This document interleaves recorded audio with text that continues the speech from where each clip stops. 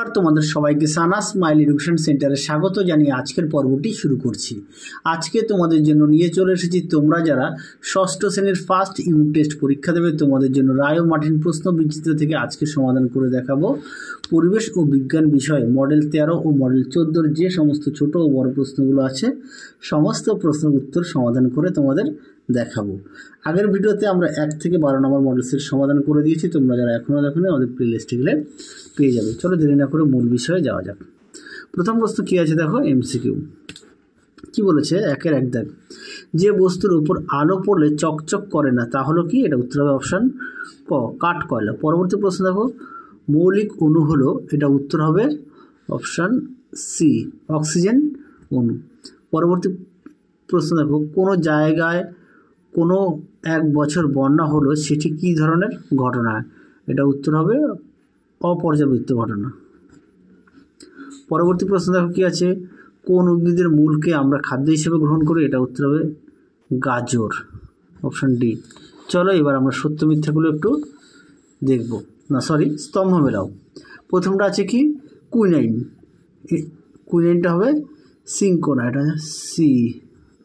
তারপরটা হবে 2 নম্বর, মুরগির ডিম ফুটে বাচ্চা হওয়া, এটা হবে এ, প্রাকৃতিক ঘটনা। আচ্ছা, তারপর হচ্ছে কি NH3 হচ্ছে অ্যামোনিয়া সংকেত। চলো পরবর্তী প্রশ্ন দেখো। পরবর্তী প্রশ্ন দেখো, শূন্যস্থান পূরণ। গাছের খাবার তৈরি করার সময় গাছ বাতাস থেকে কি গ্রহণ করে? এটা উত্তর হবে কার্বন ডাই অক্সাইড।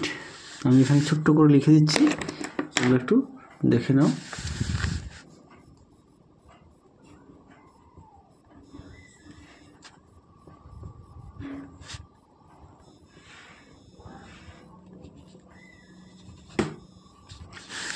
চলো পরবর্তী প্রশ্ন দেখো কি আছে, 2 জায়গায় সত্য মিথ্যা। খাবারকে হজম হয়ে গেলে এটি একটি রাসায়নিক পরিবর্তন, এটা সম্পূর্ণ সঠিক, তাই সত্য। পরবর্তী প্রশ্ন দেখো 3 জায়গায়, আমাদের চোখ ভালো রাখতে সাহায্য করে কোন ভিটামিন? এটা উত্তর হবে ভিটামিন এ। পরবর্তী প্রশ্ন দেখো 4 দাগের, একটি কাচের বোতলের মুখে তার ধাতব তৈরি ঢাকনাটি এঁটে বসে গেছে, তুমি কিভাবে ঢাকনাটি খুলবে? চলো উত্তরটা দেখো, দেখে নাও। প্রশ্ন উত্তরটি সুন্দর করে দেওয়া আছে, এখান থেকে তোমরা লিখবে, এই পর্যন্ত লিখবে, উত্তরটি এই পর্যন্ত লিখবে। চলো পরবর্তী প্রশ্ন দেখো কি আছে, 4 দাগের প্রশ্ন উত্তরটা দেখো। 4 দাগের প্রশ্নটা আগে দেখে নাও। গরমকালে শিশির না জমে শীতকালে কেন জমে? এটা তোমাদের না পাঠ্য বইয়ে 35 পেজে আছে, আমি দেখালাম না, তোমরা একটু দেখে নিও। 35 পেজে একটু দেখবে ছকের মধ্যে। পরবর্তী প্রশ্ন দেখো, অক্সিজেনের 2টি ধর্ম লেখো। চলো উত্তরটা দেখো, দেখে না সুন্দর করে দেওয়া আছে অক্সিজেনের ধর্ম, তোমরা 1 নম্বর 2 নম্বর করে লিখবে, দেখে নাও, এগুলো সব অক্সিজেনের ধর্ম। চলো পরবর্তী প্রশ্ন দেখো। পরবর্তী প্রশ্ন দেখো কি আছে, 3 দাগের, মানুষ কীভাবে গাছেদের উপর নির্ভর করে? চলো উত্তরটা দেখো, দেখে নাও। প্রশ্ন উত্তরটি সুন্দর করে দেওয়া আছে, 1 নম্বর 2 নম্বর 3 নম্বর, আরও একটু আছে, দেখে নাও, এগুলো লিখবে। চলো পরবর্তী প্রশ্ন দেখো। চলো এবার আমরা সমাধান করে দেখাবো মডেল 14। 1 নম্বর প্রশ্ন আছে, কোন ঘটনাটি একমুখী? এটা উত্তর হবে অপশান বি, গাছের পাতা হলুদ হয়ে যাওয়া। পরবর্তী প্রশ্ন দেখো 2 দাগের, কি আছে, কোনটি পর্যাবৃত্ত ঘটনা নয়? এটা উত্তর হবে অপশান সি, হঠাৎ বন্যা হওয়া। পরবর্তী প্রশ্ন দেখো, জল একটি, এটা উত্তর হবে বি, যৌগিক পদার্থ। পরবর্তী প্রশ্ন দেখো 4 দাগ, প্রদত্ত কোনটি অধাতু? এটা উত্তর হবে গ্রাফাইট। পরবর্তী প্রশ্ন দেখো 5 দাগের, কি আছে, কোনটি মৌল নয়? এটা উত্তর হবে অপশান ডি, অ্যামোনিয়া।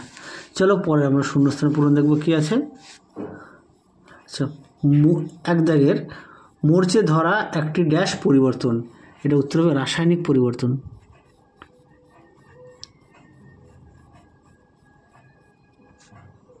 রাসায়নিক পরিবর্তন।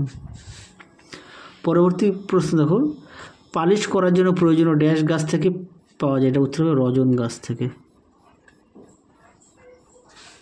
পরবর্তী প্রশ্ন দেখো কি আছে, 3 দাগের, সন্ন্যাসী কাঁকড়া আর ড্যাশ এর মধ্যে মিথজীবী সম্পর্ক দেখা যায়? এটা তোমরা লিখবে সাগর কুসুম।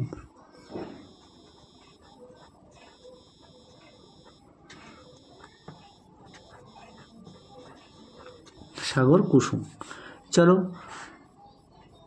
পরবর্তী প্রশ্ন দেখো, ডাই অ্যামোনিয়াম ফসফেট একটি কি? এটা হচ্ছে সার, হ্যাঁ, রাসায়নিক সার, রাসায়নিক সার। পরবর্তী প্রশ্ন দেখো কি আছে 5 দাগের, নিজের দেহে নিজেই খাদ্য উৎপন্ন করতে পারে না বলে স্বর্ণলতার ড্যাশ উদ্ভিদ। এটা উত্তর হবে পরজীবী উদ্ভিদ, পরজীবী উদ্ভিদ। চলো পরবর্তী প্রশ্ন দেখো কি আছে। পরবর্তী প্রশ্ন আমরা দেখব, এক কথায় উত্তর দাও।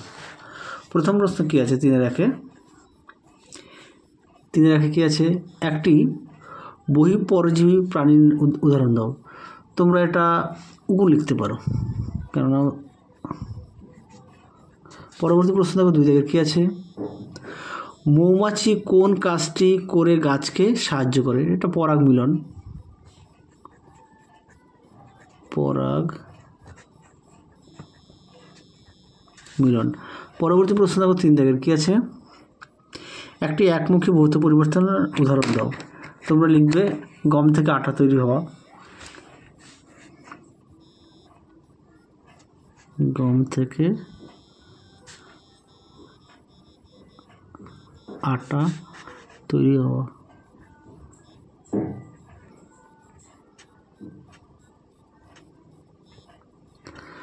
পরবর্তী প্রশ্ন দেখো, চলো পরবর্তী প্রশ্ন আমরা দেখব কি আছে, কেলাসন কাকে বলে? চলো উত্তরটা দেখো। আর তোমাদের আরও একটি গুরুত্বপূর্ণ কথা বলি, সেটা হচ্ছে তোমরা কিন্তু অবশ্যই তোমাদের পাঠ্য বইটা খুঁটিয়ে পড়বে। শুধু পরিবেশ বিষয় না, ইতিহাস, ভূগোল সমস্ত বিষয়ে তোমরা পাঠ্য বইটার দিকে গুরুত্ব দেবে। পাঠ্য বইটা যদি বিস্তারিত পড়ো তাহলে তোমরা ডিটেলসটা ভালো জানতে এবং বুঝতে পারবে, তাহলে তোমাদের পক্ষে সুবিধা হবে। চলো কেলাসন কাকে বলে উত্তরটা দেখাই, দেখে নাও, সুন্দর করে দেওয়া আছে। হ্যাঁ, কি উচ্চ উষ্ণতার সম্পৃক্ত দ্রবণকে ধীরে ধীরে ঠান্ডা করলে কিছু পরিমাণ দ্রাব্য নির্দিষ্ট জ্যামিতিক আকৃতিতে অর্থাৎ কেলাসাকারে পাত্রে তলদেশে জমতে থাকে, এই পদ্ধতিকে কেলাসন বলে। তোমরা উত্তরটা এখান থেকে এই অবধি লিখবে, আর পাঠ্য বইটা অবশ্যই খুঁটিয়ে পড়বে। আর বড় প্রশ্নের ক্ষেত্রে তোমরা একটি বড় প্রশ্ন মিনিমাম 2 থেকে 3 বার বাড়িতে না দেখে লেখা প্র্যাকটিস করবে বড় প্রশ্নগুলো। চলো পরবর্তী প্রশ্ন কি আছে, নুন মিশ্রিত জল থেকে নুনকে কিভাবে ফিরে পাওয়া যায়? চলো উত্তরটা দেখো, আমি তোমাদের ছোট্ট করে লিখে দিয়েছি, দেখে নাও প্রশ্ন উত্তরটি, দেখে নাও, আমি লিখে দিয়েছি, একটু দেখে নাও কি আছে। দেখো এই উত্তরটা দেখে নাও, সুন্দর করে দেওয়া আছে। একটি পাত্রে নুন জল নিয়ে ফোটাতে থাকলে সময়ের সঙ্গে সঙ্গে জল বাষ্পীভূত হয়ে পাত্র থেকে নির্গত হতে থাকে, ফলে নুন জলের দ্রবণ ক্রমশ গাঢ় হতে থাকে। নুন জল বেশ গাঢ় হয়ে গেলে সেটিকে না নাড়িয়ে ধীরে ধীরে ঠান্ডা করা হলো। বেশ কিছুক্ষণ পর দেখা যাবে ওই নুন জলের মিশ্রণ থেকে কিছুটা নুন দানা আকারে আলাদা হয়ে যাবে, অর্থাৎ কেলাসন পদ্ধতিতে নুন জল থেকে নুনকে পৃথক করা যায়। তোমরা উত্তরটা এখান থেকে এই অবধি লিখবে। চলো পরবর্তী প্রশ্ন দেখো কি আছে 2 দাগে, কোন কোন প্রাণী পরিবেশ দূষণ কমায় তাদের নাম লেখো। তারা কীভাবে পরিবেশের দূষণ কমায় তা লেখো। চলো উত্তরটা দেখো, দেখে নাও, কাক আছে, শুয়োর আছে, শকুন আছে, কুকুর আছে, শিয়াল আছে, ঠিক আছে। পরিবেশে পরিষ্কার প্রাণীদের ভূমিকা দেখে নাও, বিস্তারিত লেখা আছে, তোমরা অবশ্যই ভালো করে পড়বে। চলো তাহলে তোমাদের সমস্ত ছোট ও বড় প্রশ্নের সমাধান করে দিয়েছি। আজকের মতো এখানে সমাপ্ত করছি, আবার দেখা হবে খুব শীঘ্রই তোমাদের পরবর্তী ভিডিওতে। তোমরা সবাই সুস্থ থেকো, ভালো থেকো, টাটা।